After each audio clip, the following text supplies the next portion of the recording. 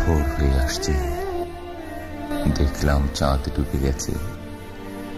বিস্তীর্ণ মাঠের উপরে চাদরের মতো পড়ে থাকা ম্লান জ্যোৎস্নাটা আর আমার ভাঙা ঘরে ভাঙা চালা ভাঙা বেড়ার ফাঁকে অবাক জ্যোৎস্না ঢুয়ে কাপড়ে হাত বাড়াইয়া নিকষ কালো জীবনের মাঝে তার শব্দরা মেঘ হয়ে বৃষ্টি ঝরায় শ্রাবণের অবাক জ্যোৎস্নায়।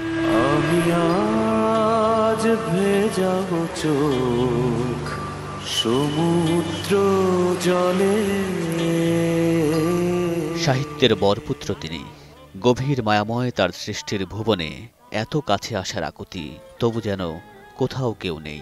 আমরা সবসময় ভুল মানুষকে ভালোবাসি। নিঃসঙ্গ নদীর শূন্যতা বুকে নিয়ে তার চরিত্ররা একলা পথ হাঁটে। সেই নিরাসক্ত পথ যাপনের বাসনা জাগে পাঠক হৃদয়ে।